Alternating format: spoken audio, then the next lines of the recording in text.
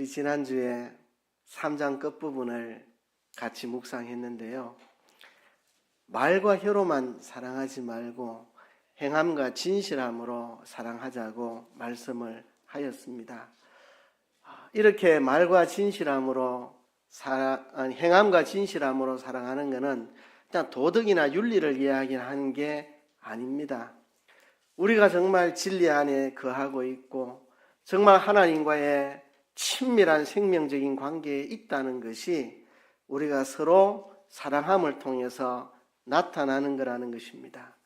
그래서 말과 혀로 사랑하지 않고 행함과 진실함으로 사랑하는 이 사랑은 우리가 진리 안에 있다는 것을 드러내주고 우리가 하나님 앞에 책망받을 것이 없이 담대함을 가질 수 있고 우리가 하나님 앞에 기도하면 무엇이든지 구하는 바를 받을 수 있는 것이라는 겁니다.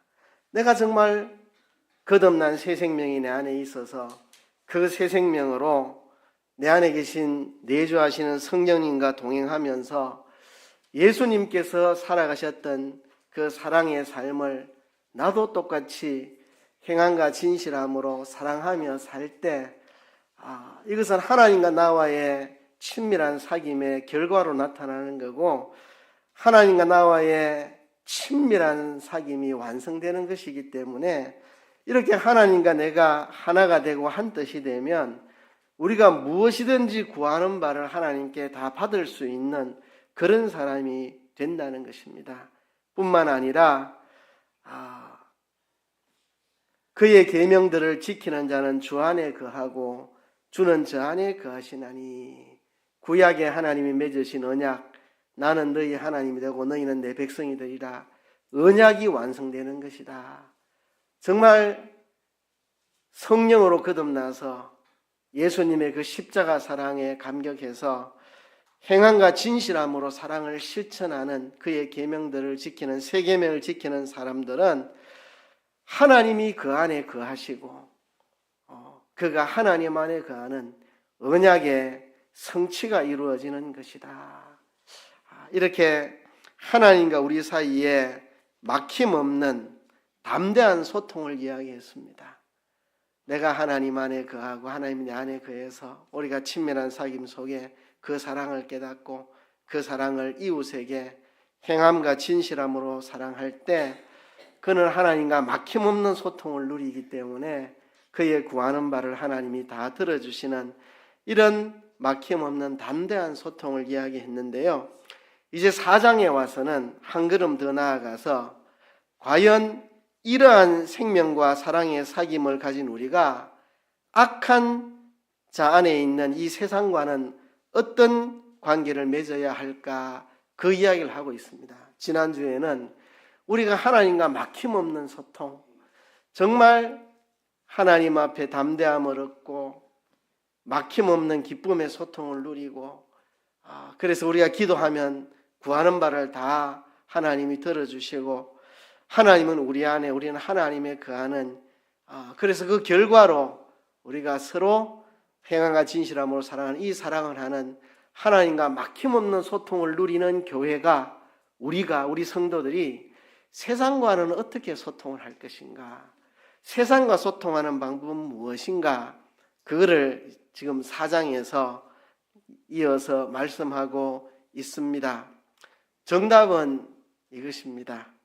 교회는 더욱 교회다워져야만 한다는 것입니다. 이것이 바로 교회가 세상과 소통하는 방식의 핵심입니다.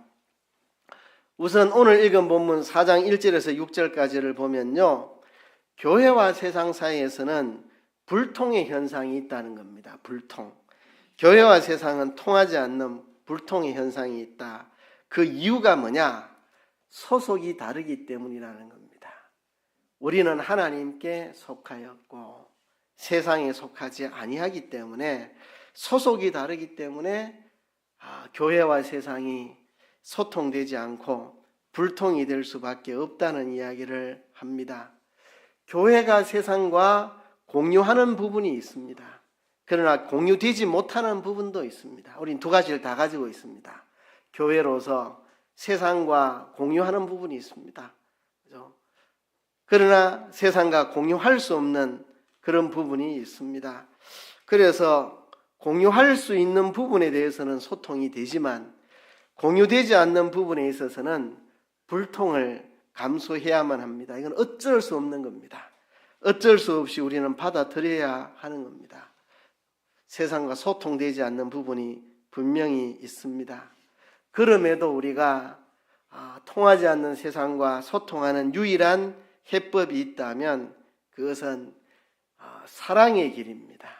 교회가 사랑의 공동체가 되면 사랑으로서 세상과 소통할 수 있다. 교회는 근본 세상과 소통되지 않는 길이 있다. 소통할 수 없는 불통이 있다. 그거를 뛰어넘어 소통하는 방법이 바로 사랑의 길이라는 것을 이야기합니다. 그래서 오늘은 불통에 대한 이야기를 하고 이제 내일부터 4장 7절부터 내일이 아니고 다음 주일요. 4장 7절부터 4장 마지막 절까지는 그 유일한 해법, 불통을 뛰어넘는 사랑의 길, 이것이 바로 우리가 세상과 소통할 수 있는 길이라는 것을 이야기하고 있습니다. 그래서 결국 해법은 교회가 더 교회다워져야 하는 겁니다. 세상과 불통되는 건 어쩔 수 없이 받아들여야 됩니다. 불통되는 것. 그러나 그것을 뛰어넘는 사랑의 해법을 찾아가는 것. 이게 바로 교회가 더 교회다워져야 하는 겁니다. 우리가 세상과 타협해서 불통을 억지로 소통시키려고 하면 안 됩니다. 그죠? 우리가 타협하지 말고 불통되는 것은 그대로 받아들일 수밖에 없습니다. 그를 뛰어넘는 것은 오직 사랑의 길이고 그것이 바로 교회가 교회다워지는 것입니다. 오늘은 이 불통의 부분에 대한 이야기인데요. 이 불통과 소통에 대한 이야기인데 우선 4장 1절에서 3절에 보면 교회 안에서 거짓 영과 거짓 가르침을 따르는 자들을 분별해내야 한다는 것을 말하고 있습니다.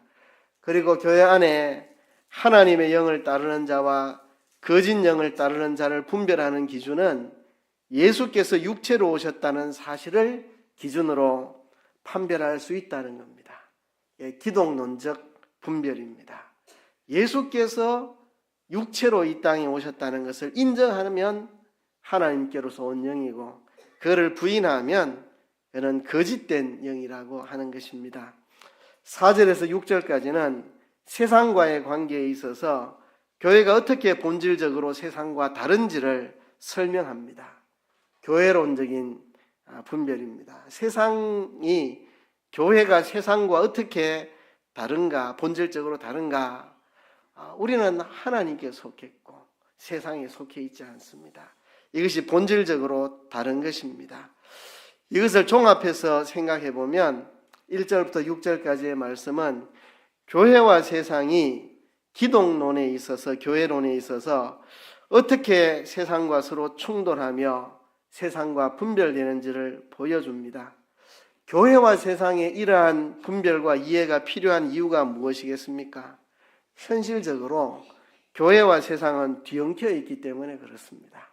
여기서 여기까지는 교회, 저기서 거기까지는 세상, 이렇게 분리되어 있지 않습니다. 교회가 세상 속에 뒤엉켜 있습니다. 그렇기 때문에 우리는 교회와 세상을 분별할 수 있어야 되고 왜 교회가 세상과 불통할 수밖에 없는지 이해가 필요하고 그 불통을 뛰어넘는 참된 소통의 길이 사랑이라는 것을 우리는 깨달아야 합니다. 현실적으로 교회가 세상과 뒤엉켜 있습니다. 교회 안에는 알곡만 있느냐? 아닙니다. 예수님께서 가라지도 교회 안에 섞여 있다고 말합니다. 그러면 가라지를 싹 뽑으면 되지 않겠느냐? 예수님께서 가라지를 뽑을 수가 없다. 가라지를 뽑으려고 그러다가 곡식들이 다 다친다. 예수님 재림하셔서 심판날 가라지를 다 뽑아 불태우는 그날까지 그대로 살아야 한다는 것을 예수님이 말씀을 하셨습니다. 이게 곤욕스러운 겁니다. 세상과 교회가 뒤엉켜 있는데 이 알곡과 가라지를, 세상과 교회를 완전히 분리해낼 수 없다는 게 곤혹스러운 일입니다. 그렇다고 주님 오셔서 알곡을 모아드리고 가라지를 분리해서 불사를 그날까지 우리가 손 놓고 있을 수는 없는 노릇입니다. 그렇기 때문에 교회는 끊임없이 자신과 세상을 분별함으로써 참된 교회다운 길을 가려고 애를 써야 됩니다. 끊임없이 자신과 세상을 분별해내고 교회가 참된 교회의 모습을 가질 수 있도록, 교회가 참된 교회다운 길을 갈 수 있도록 계속해서 애를 써야 됩니다. 그게 바로 교회가 더욱 교회다워지는 것입니다. 오늘 본문이 말하는 게 이런 이야기입니다. 3장에서 우리가 행함과 진실함으로 진정한 사랑을 하고 있다면 그것은 우리가 진리 안에 있다는 것을 반증하는 것이고, 하나님과 막힘없는 소통을 누리고 있다는 것, 하나님 앞에 담대함을 누리고 우리가 기도하면 하나님이 다 응답해 주시는, 그리고 하나님은 우리 안에, 우리 하나님에 있는 언약의 성취가 이루어지는 모습이라는 걸 이야기했는데, 그런 우리가 세상과는 어떻게 소통할 것인가? 소속이 다르기 때문에 세상과 불통할 수밖에 없는 영역이 있는데 그걸 뛰어넘는 것은 사랑의 길이다.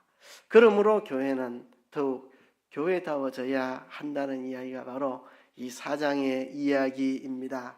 그 중에 오늘 1절부터 6절까지의 이야기를 하나하나 여러분들하고 더듬어 갈 텐데요. 지난주처럼 몇 개의 표현으로 본문을 요약하려고 합니다. 첫 번째는 다 믿지 말라고 하는 것입니다. 다 믿지 말라. 오늘 본문 1절은 모든 그리스도인들에게 의심할 것을 요청하고 있습니다. 여러분, 의심하는 것이 나쁜 것입니까? 의심하면 안 됩니까? 내가 혹시 고혈압은 아닐까? 그런 의심하면 안 됩니까? 우리 어머니가 관절염에 걸린 건 아닐까? 의심하면 안 됩니까? 그렇죠? 의심이 다 나쁜 건 아닙니다. 무조건 덮어놓고 믿는 것은 참된 신앙이 아닙니다. 성경적으로 믿어야 합니다. 그러기 위해서 우리는 의심을 해봐야 합니다. 우리가 예수님을 믿기 전에도 의심을 해봤습니다. 저도 예수 믿기 전에 얼마나 많이 의심해왔는지 모릅니다. 정말 하나님이 있을까? 거짓말 아닐까? 속임수가 아닐까? 내가 하나님 계시지도 않는데 말려드는 건 아닐까? 제가 얼마나 예수 믿기 직전에 많은 의심을 해봤는데요. 그럼에도 불구하고 의심할 수 없는 확신을 하나님이 심어주셔서 예수 믿었습니다. 예수 믿고 나서는 의심을 안 했느냐? 아니죠. 지금도 한 번씩 의심을 해봅니다. 의심이라고 다 나쁜 것은 아닙니다. 우리가 건강에 대해서 의심을 해보기 때문에 우리가 몸에 잘못된 것을 찾아내서 고치고 건강을 유지하는 것처럼 영적인 건강을 위해서 정당한 건강한 의심이 요구가 됩니다. 오늘 본문은 다 믿지 말라고 말합니다. 사랑하는 자들아, 영을 다 믿지 말고 오직 영들이 하나님께 속하였나 시험하라. 많은 거짓 선지자가 세상에 나왔음이니라 그랬습니다. 여러분, 의심을 해봐라. 영들을 다 믿지 말아라. 오직 영들이 하나님께 속하였나 시험하라. 자, 영들의 세계는 눈에 보이지 않습니다. 그런데 우리 삶 속에 현상으로 나타나는 것은 그 이면에 영들의 세계가 있습니다. 히브리서에 보면 보이는 것은 나타난 것으로 말미암아 된 것이 아니니라 그랬습니다. 우리 눈에 보이는 것 이면에는 영적인 역사가 있습니다. 성령의 역사가 있고, 성령의 역사를 거스리는 마귀의 역사가 있고, 다 뒤에 영들의 역사가 배후에 있고, 그것에 인해서 눈에 보이는 이런저런 우리 주변의 현상들이 나타나는 겁니다. 그래서 우리가 영적인 세계를 눈으로 볼 수 있는 건 아니지만 현상적으로 나타나 있는 그것이 이게 성령의 역사로 나타난 일인가, 악령의 역사로 나타난 것인가 의심해보고 시험해보고 분별을 해보라, 그렇게 성경은 말하고 있습니다. 본문은 완고한 거부를 하라는 게 아닙니다. 의심을 해보라는 거죠. 건강한 의심을 분별하고 판단해가면서 검증해가면서 받아들이고 예수님을 믿으라는 것입니다. 우리가 말씀과 성령을 따라 분별하는 일을 게을리하지 말아야 합니다. 특별히 가르침에 있어서 이게 성령님이 주시는 가르침이냐, 하나님께로서 나온 가르침이냐, 마귀가 퍼뜨려 놓은 거짓 가르침이냐, 우리가 분별을 해 봐야 합니다. 이런 점에 있어서 저는 참 감사합니다.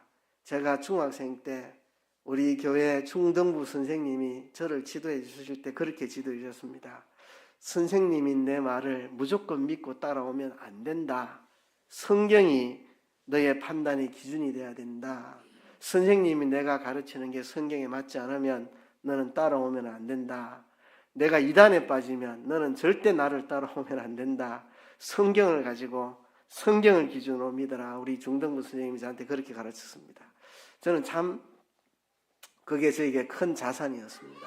어려서부터 그래 배워서 그런지 저는 누가 말해도 그냥 믿지 않습니다. 아무리 교계에 훌륭한 분이라 할지라도, 우리가 존경하는 분이라 할지라도, 그의 말이라도 이게 성경에 맞느냐를 저는 따져보고 성경에 맞다는 확신이 들어야 믿었지 그냥 믿지 않았습니다. 이게 저한테는 큰 자산이 돼가지고 분별력이 생겨나는데 큰 도움이 되었습니다. 여러분, 다 믿지 말고 분별을 해서 믿어야 됩니다. 분별하는 기준은 무엇인가? 그것은 바로 예수 그리스도가 분별의 기준입니다. 우리가 분별하는 기준은 신구약 성경 66권 전체가 다 우리의 표준입니다. 신구약 성경은 하나님의 말씀이며 우리의 신앙과 삶의 표준입니다. 그런데 신구약 성경이 다 우리의 기준이 되지만 모든 성경은 하나님의 아들 예수 그리스도에 대해서 이야기하고 있습니다. 구약은 오실 예수님을 예언했고 신약은 오신 예수님을 통해 이루어진 언약의 성취를 기록하고 있습니다. 모든 성경은 예수 그리스도 한 분에게 응축되고 귀결됩니다.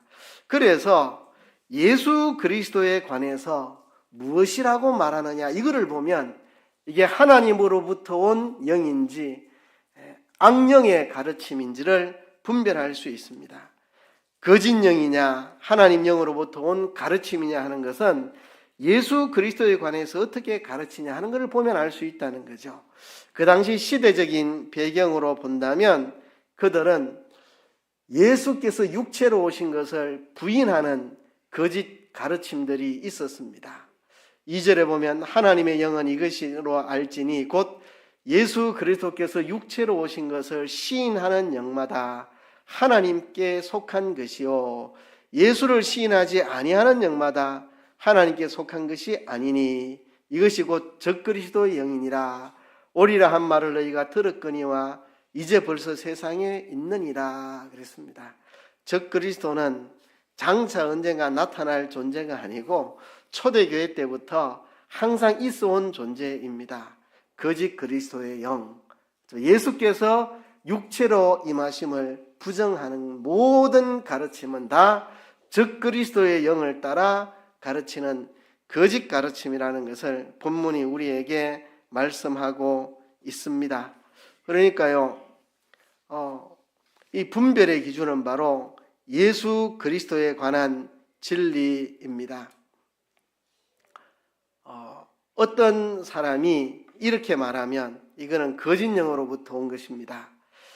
하나님은 한 분이시며 하나님 외에 다른 하나님은 없기 때문에 하나님의 아들은 존재할 수가 없고 예수 그리스도는 하나님의 아들이 아니고 예수님은 선지자 중에 한 사람이다. 이렇게 여기면 이거는 다 악령으로부터 거짓 영으로부터 온 가르침입니다. 하나님은 한 분밖에 없잖아. 그럼 하나님의 아들이 있을 수가 없지. 하나님의 아들도 하나님이니까. 그러니까 예수님은 하나님의 아들이 될 수 없는 거야. 그럼 예수님은 누군데? 그냥 선지자나 랍비 중에 하나지. 유대교에서도 그렇게 이야기하고 이슬람에서도 그렇게 이야기합니다. 이것은 거짓 영이다. 예수께서 육체로 오심을 시인하는 영마다 하나님께서 온 영이라고 본문은 우리에게 분명히 말하고 있습니다. 예수 그리스도가 바로 영분별의 기준이 된다는 것입니다. 비록 그렇게 말하지 않을지라도 맞아, 예수님은 하나님의 아들이셔. 하나님은 삼위일체 하나님이야. 예수님은 하나님의 아들이 맞아. 예수님이 이 땅에 오신 분이 맞아. 그러나 육체로 오신 건 아니야. 이렇게 말한다면 그것도 거짓 영의 가르침이라는 겁니다. 유대교처럼 이슬람처럼 하나님은 한 분이시기 때문에 예수님은 하나님의 아들이 아니고 예수님은 그냥 선지자일 뿐이다. 하나님이 이 땅에 오시지 않았다. 이렇게 말하는 것뿐만 아니라 예수님이 하나님의 아들인 것을 인정하고 그분이 이 땅에 오셨다는 것을 인정하지만 육체로 오신 것은 아니라고 한다면 이것 또한 거짓령의 가르침이라고 하는 것입니다. 분별의 기준은 예수 그리스도가 분별의 기준이 되어야 됩니다. 이것을 뒤집어 말한다면 정치적 견해가 다르고 내하고 스타일이 다르다고 우리가 다른 사람을 함부로 비판하고 판단하고 이단으로 몰아서는 안 된다는 것입니다. 우리 교회랑 예배 시간이 다르다. 우리는 11시에 예배 드리는데 저희 교회는 10시에 예배 드린다. 이상하네. 이렇게 하면 안 된다는 겁니다. 정치적인 견해가 다르다 해가지고 저는 사단의 세력이다. 이렇게 몰아세워서는 안 된다는 것입니다. 그죠? 만일 이렇게 한다면 여러분 어떻게 생각하십니까? 형이 동생을 보고 쟤는 내하고 성격이 다르다. 내하고 말투도 다르고 음식 먹는 것도 다르고 옷 입는 방법도 다르다. 저건 우리 가족이 아니다. 이러면 아버지가 얼마나 황당하겠습니까? 내가 낳은 아이인데. 그죠? 그렇게 해서는 안 된다는 겁니다. 정치적인 견해, 어떤 성향, 뭐 이런 외부적인 어떤 걸 가지고 옳으니 그러니 이건 이단이니 아니니 정통이 아니니 이렇게 하는 건 옳지 않습니다. 우리가 붙잡아야 될 것은 예수 그리스도가 누구신가 하는 것을 붙잡아야 합니다. 다원주의 사회에서 어느 길로 가나 다 만난다. 예수를 믿건 석가모니를 믿건 뭐 공자를 믿건 다 똑같은 곳에서 만난다. 이게 다원주의 사회에서 생각하는 거잖아요. 이런 사회 속에서 우리는 예수 그리스도를 중심으로 우리는 분명히 서야 합니다. 예수 그리스도, 그분은 하나님의 아들이시며 육체로 이 땅에 오셔서 육체적인 죽음을 통해 우리의 죄를 다 씻어주셨고 우리를 값없이 의롭다 하시고 우리를 하나님의 자녀로 삼아주셨다. 이것이 우리의 분별 기준입니다. 이것은 세상과 공유되지 않고 타협되지 않습니다. 그래서 이 부분에 있어서 우리는 세상과 불통을 겪을 수밖에 없습니다. 아무리 누가 뭐라고 해도 이거는 세상과 소통될 수 없는 겁니다. 우리는 예수 그리스도는 하나님의 아들이시며 그가 육체를 가지고 이 땅에 오셔서 그의 육체적인 죽음과 부활을 통해 우리가 구원을 받았다. 오직 그분만이 구원자다. 이건 세상과 서로 소통할 수 없는 하루 종일 대화해도 불통인 영역입니다. 이거를 억지로 소통시키려고 할 필요가 없습니다. 이거는 소속이 다르기 때문에 불통할 수밖에 없는 겁니다. 우리는 성령으로 거듭나 하나님께 속한 자이기 때문에 거듭나지 않은 세상과는 소통할 수 없는 영역이 이겁니다. 이게 바로 분별의 기준입니다. 예수께서 하나님의 아들이시며 육체를 가지고 이 땅에 오셨다는 것을 믿는 영은 하나님께로서 온 영이고 이걸 인정하지 않는 영은 다 거짓 영으로 온 가르침이라는 겁니다. 여러분 지금 기독교 계열의 많은 이단들 다 이걸 인정하지 않습니다. 신천지도 여호와의 증인도 뭐 통일교도 전부 다 예수께서 하나님의 아들이시며 육체를 가지고 이 땅에 오셔서 그의 죽음과 부활로 우리를 구원하셨다는 걸 인정하지 않습니다. 이것 가지고 우리는 하나님께로 온 영이냐 거짓 영이냐를 분별할 수 있습니다. 그렇죠? 그러면 육체로 오심을 부인하는 진짜 이유가 뭐냐? 왜 예수께서 육체로 오셨다는 것을 부인하느냐? 이 당시에는 가현설이라는 이 당시에 이단이 있었습니다. 이 2000년 전에 요한일서가 기록되던 당시에 가현설이라는 이단. 맞아, 그분은 하나님의 아들이야. 그러나 육체로 오신 건 아니야. 그냥 사람처럼 보여진 것일 뿐이지 육체로 오신 것은 아니다. 이렇게 하거든요. 왜 그들은 예수님이 육체로 오신 것을 기어코 부인하려고 하느냐? 예수님이 육체로 오신 게 아니라면 세상에 달라질 게 하나도 없습니다. 예수님이 육체로 오셔서 그 육체로 우리 대신 우리의 죄를 짊어지고 죽어주시는 그 역사가 아니라면 세상의 죄와 마귀와 사망의 세력은 하나도 피해 볼 게 없습니다. 하나도 손상되지 않습니다. 마귀의 세력은 하나도 무너지지 않습니다. 그러니 이거는 사단의 교모한 술책입니다. 거짓 영이 만들어낸 가짜 가르침입니다. 예수님이 육체로 오신 게 아니야 라고 말해야만 사단의 세력, 죄의 세력이 무너지지 않고 견고한 진을 유지할 수 있기 때문에 그렇습니다. 이 땅에 교회가 가득하고 예수 믿는 사람이 차고 넘치고 예배 시간마다 사람들이 모여올지라도 예수께서 육체로 오심만 부정하면 사단의 세력은 무너지지 않고 예수 그리스도의 십자가의 복음은 서지 못하고 우리에게 영원한 참 생명은 주어지지 못하기 때문에 이 복음이 세상에 와서 이 세상을 깨뜨리고 갱신할 수 없기 때문에 사단의 아주 교묘한 간교한 계책입니다. 그래 맞아 우리는 유대교처럼 이슬람처럼 예수님이 하나님의 아들이심을 부인하지 않아. 우리는 예수님이 하나님의 아들 되신 거 우리는 믿어. 그분이 오신 것도 믿어. 근데 육체로 온 건 아니야. 이렇게 말하는 것은 사단의 간과한 계략입니다. 예수님이 육체로 오신 것이 아니다면 예수님의 십자가의 죽음과 부활은 다 실제가 아니고, 그러면 우리가 죄에서 씻음받고 해방되는 그 일은 이루어지지 않기 때문에 마귀가 이렇게 하는 것입니다.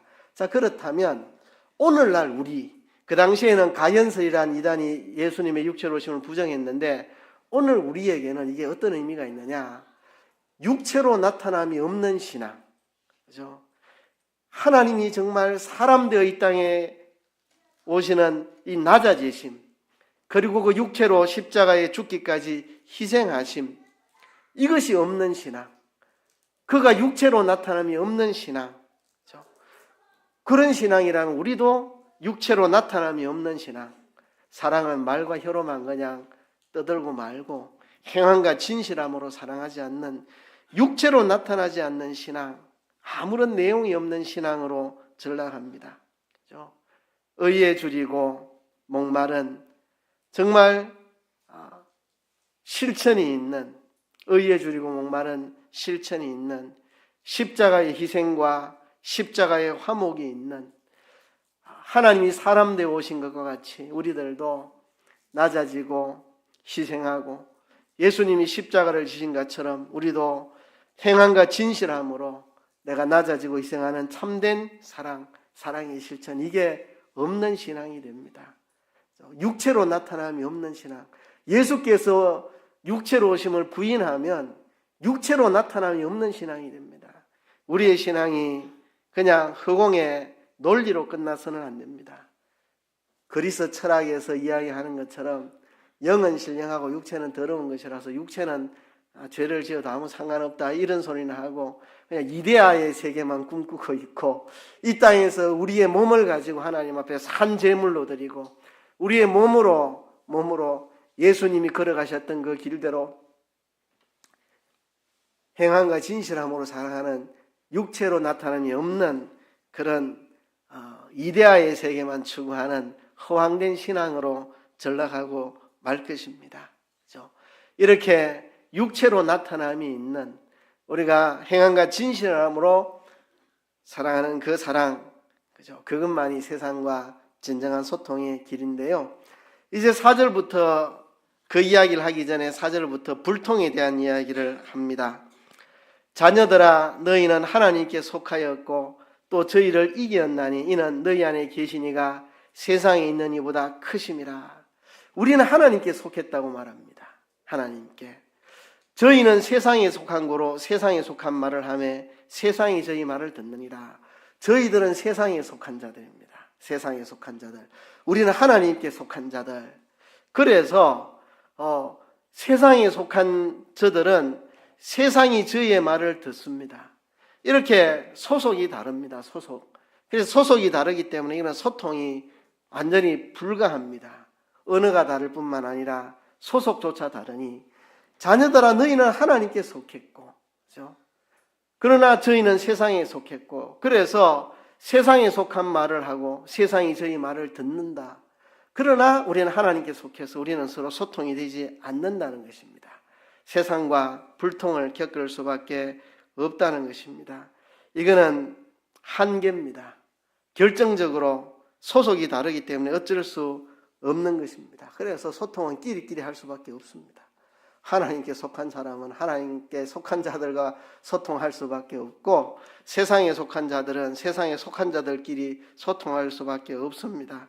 타종교와의 대화, 말은 그럴듯한데 대화가 안 됩니다. 소속이 다르기 때문에 그렇습니다.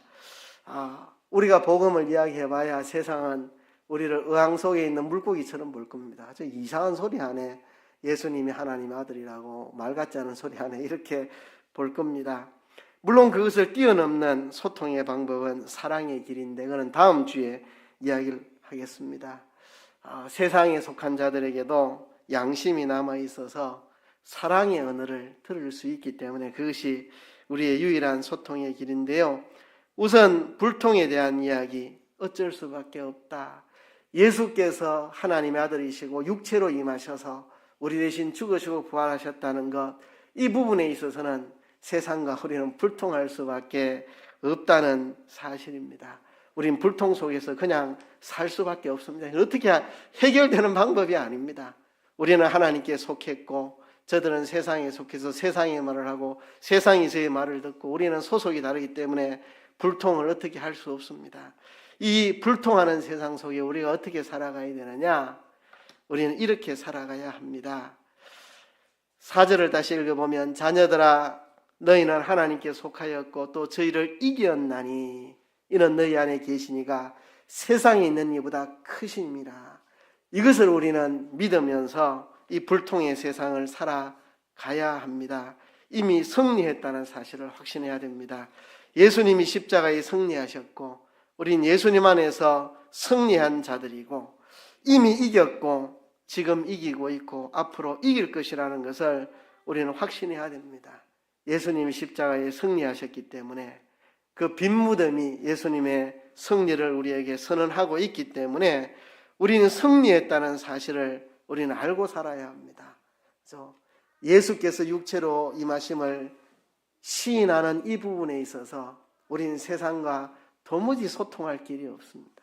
우리는 하나님께 속한 사람이고 저들은 세상에 속해서 세상의 말을 하고 세상이 저희 말을 듣고 세상끼리는 소통이 되지만 우리와는 불통합니다. 이런 불통의 세상을 살아갈 때 우리가 낙심하지 않고 실망하지 않고 의기소침하지 않고 담대하게 살아갈 수 있는 것은 그가 세상을 이기셨고 세상보다 크신 이가 그분이고 그분이 이기셨기 때문에 우리도 그분 안에서 승리했다는 사실을 우리는 확신하고 살아가는 것입니다. 이 승리는 칼로 이기는 승리가 아니고 십자가로 승리한 승리입니다. 예수님 십자가의 죽으심으로 세상을 이기셨습니다. 이것이 바로 우리가 이긴 이김이고 또 이겨야 할 이김입니다. 기독교 역사에 보면 그리스도인들이 복음을 전하고 진리의 길을 행하는 것 때문에 죽임을 당하는 순교를 당할 때 교회는 부흥했습니다. 그러나 교회가 칼을 잡고 휘두르고 권세를 가지고 휘두를 때 교회는 힘을 잃었습니다. 교회의 승리, 예수님의 승리, 이것은 칼로 승리하는 게 아니고 십자가로, 희생으로, 낮아짐으로, 섬김으로, 사랑으로 승리하는 승리입니다. 여러분, 최근에 한국교회가 200만 예배를 드린다고 주일에 서울에 다 모아 있는데 저는 그 모임에 대해서 염려가 많습니다.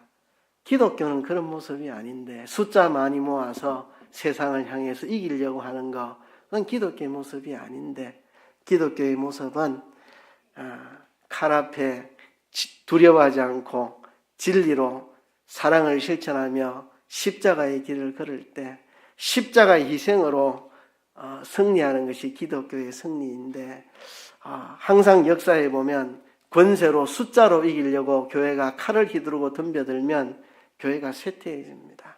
칼 앞에 진리를 지키며 사랑을 실천하며 사랑으로 세상과 소통할 때 세상을 이기는 것이 교회의 승리였습니다.